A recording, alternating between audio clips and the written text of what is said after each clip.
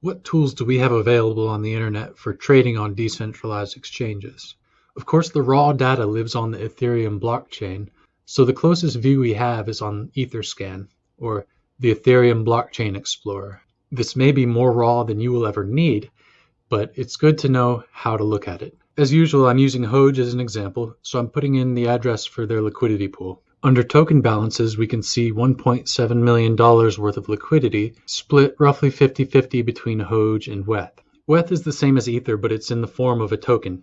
We can see the contract itself here if we want, and we can look inside the token transactions to see the swaps occurring in the pool. Clicking into one of these, we can see the raw details of a swap through the Uniswap router. I can break this down more if I get a request, but I think most people don't really care about the details here. Usually the only reason you'll go to Etherscan is for their gas tracker.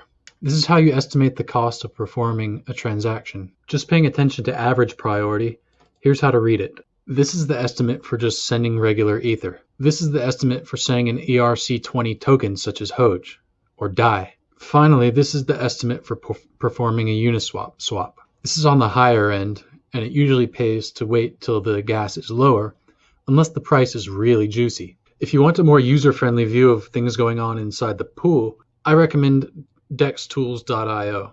It's fed from the same raw data that we saw on Etherscan. We have some nice summary statistics, a USD price, a nice little chart, and a time series of transactions. If we want to know more about the addresses or the transactions, we can click through and get right back to Etherscan and see how it all sits together. Finally, if you're some kind of investing guru, chances are you have used TradingView. So TradingView also has data feeds from Uniswap.